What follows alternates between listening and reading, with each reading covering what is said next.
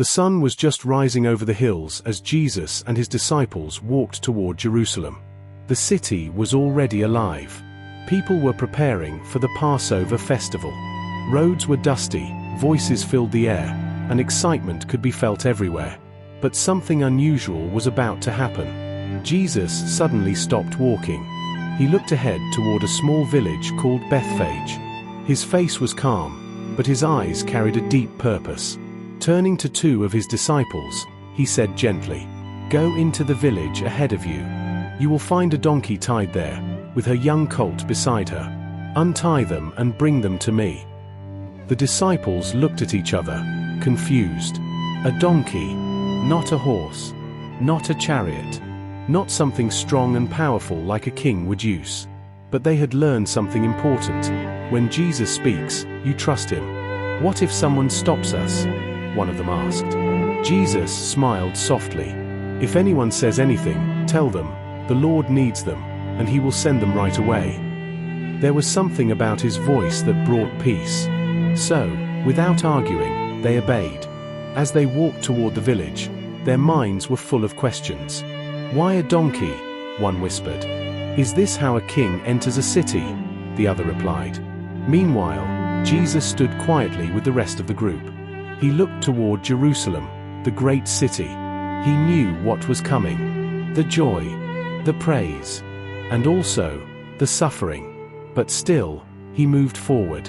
In the village, just as Jesus had said, the two disciples found a donkey tied outside, with her colt beside her. "Look," one of them said in amazement. Just like he said. As they began to untie the animals, a man nearby noticed. "Hey, what are you doing?" he asked. The disciples paused for a moment. Then, remembering Jesus' words, they answered calmly, "The Lord needs them." The man looked at them, then nodded. "Take them." The disciples were surprised. Just like that, they quickly brought the donkey and the colt back to Jesus. As they walked, they felt something growing inside them, excitement mixed with wonder.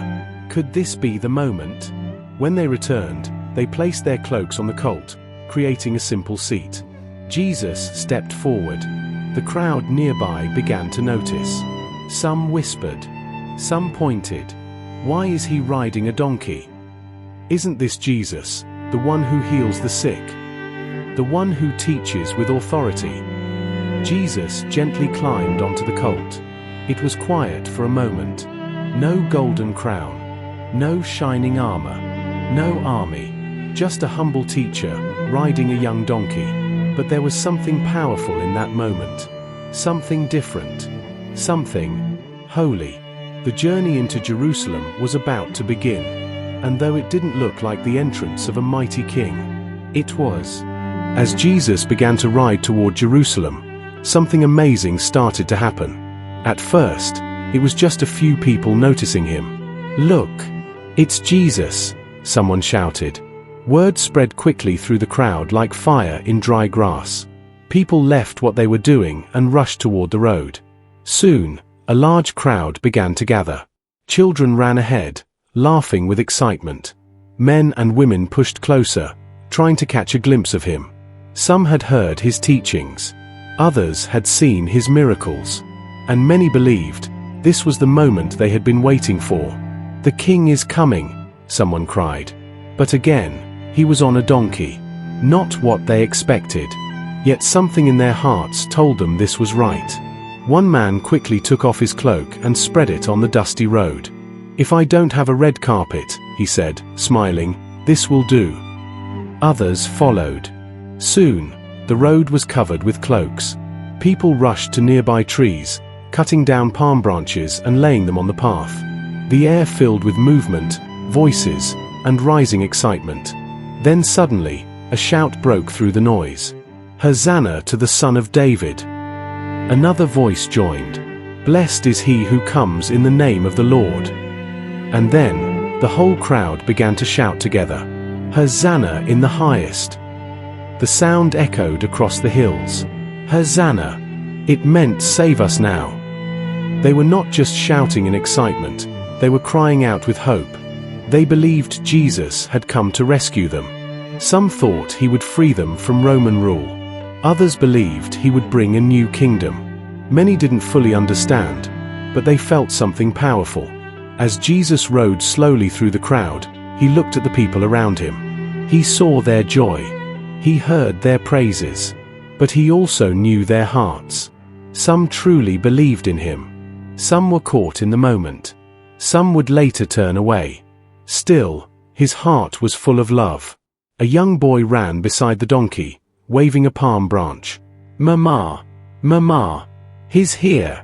he shouted. An old woman wiped tears from her eyes. "I've waited for this day," she whispered. Even the disciples were amazed. Their confusion from earlier was now turning into excitement. "This is it," one of them said. "This must be the moment he becomes king." But Jesus remained calm, quiet, humble. Not everyone was happy. Standing at the side of the road were some religious leaders. Their faces were serious as they watched the crowd. "Do you hear what these people are saying?" one of them said angrily. "They are calling him the Son of David." Another shook his head. "This must be stopped." They stepped forward and called out to Jesus. "Teacher, rebuke your disciples. Tell them to be quiet." The crowd slowly grew quieter, waiting to hear what Jesus would say. Jesus looked at them calmly. Then he spoke with quiet authority. "I tell you, if they keep quiet, the stones will cry out." The leaders were silent. The crowd erupted again with louder praise. "Hosanna! Hosanna!" As the procession continued, the sound of joy filled the air. But beneath the celebration, something deeper was happening. A king was entering his city, not with force, not with pride, but with peace. And though many did not realize it yet, this moment would change everything. As Jesus entered Jerusalem, the noise followed him like a wave. The shouts of Hosanna echoed through the streets. People leaned out of windows. Shopkeepers stepped outside. Travelers stopped in their tracks. The whole city was stirred. "Who is this?" many asked, looking at the growing crowd. Some had never seen him before. Others had only heard stories. "A prophet," one man said. "No, more than a prophet," another replied. "This is Jesus from Nazareth in Galilee," someone shouted from the crowd. The name spread quickly. Jesus. The streets of Jerusalem were filled with life. The smell of food cooking for the Passover feast filled the air. Families moved from place to place, preparing for celebration. But now, all attention was turning toward one person. Jesus continued riding slowly on the donkey. His eyes moved across the city, the tall walls, the busy markets, the temple standing in the distance. This was not just any city. This was Jerusalem, the place where kings had ruled, the place where prophets had spoken, the place where God's people came to worship. And now, the king had arrived. The disciples walked close to him, their hearts beating fast. "Can you believe this?" one whispered. "Everyone is talking about him." Another smiled. "They're calling him the Son of David, just like the promised king." There was excitement in their voices. But Jesus remained quiet. As he looked at the city, something unexpected happened. His face changed. The joy around him continued, but inside, he felt something different. Sadness. Deep sadness. He knew what the people did not yet understand. They were celebrating him as king. But many would not accept him for long.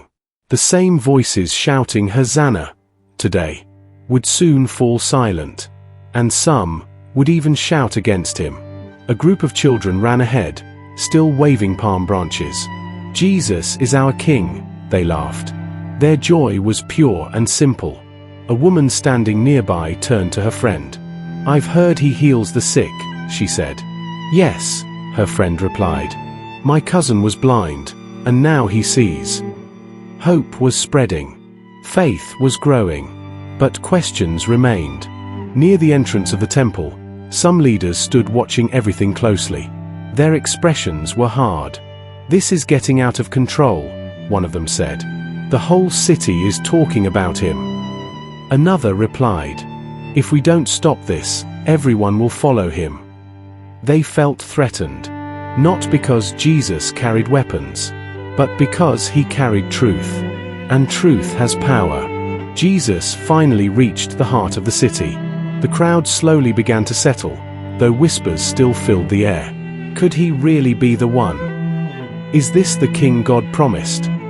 People looked at him with curiosity, hope, and wonder. But Jesus knew the journey ahead would not be easy. This was not just a moment of celebration. It was the beginning of something greater. Something that would bring joy, but also sacrifice. Victory, but also pain. As the sun moved higher in the sky, the city of Jerusalem stood at a turning point. A king had entered, but not everyone understood the kind of king he was. Not a king who came to take power, but a king who came to give his life. The crowd slowly followed him deeper into the city, still talking, still wondering. As evening began to fall over Jerusalem, the city slowly grew quiet. The same streets that had echoed with loud shouts of Hosanna now rested under a calm silence. The palm branches lay scattered on the ground, and the cloaks that once covered the road had been taken back to their owners. But the question still remained in the hearts of many. Who is this?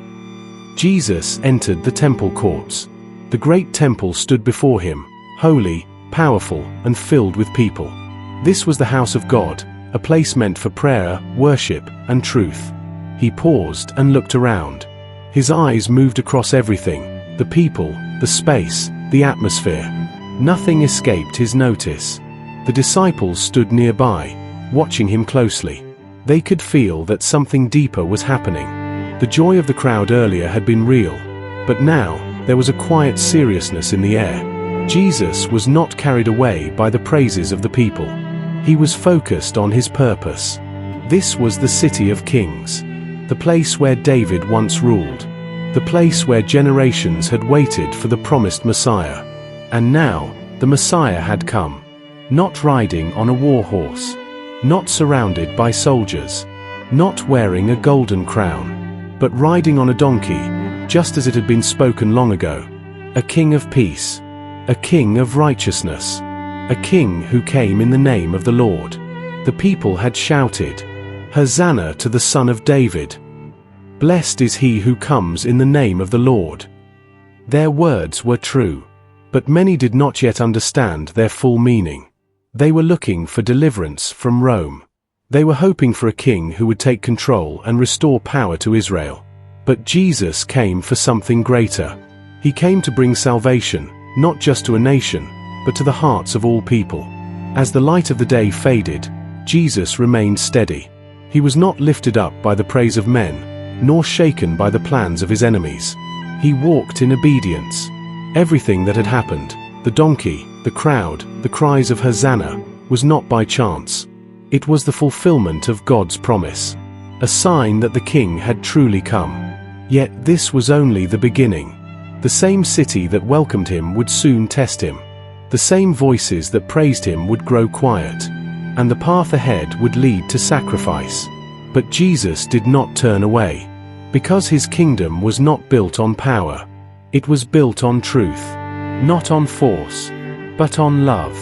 That night, Jerusalem rested, but heaven watched. The king had entered his city, and though many did not yet understand, God's plan was unfolding. Moral lessons. Jesus is a king of peace, not war.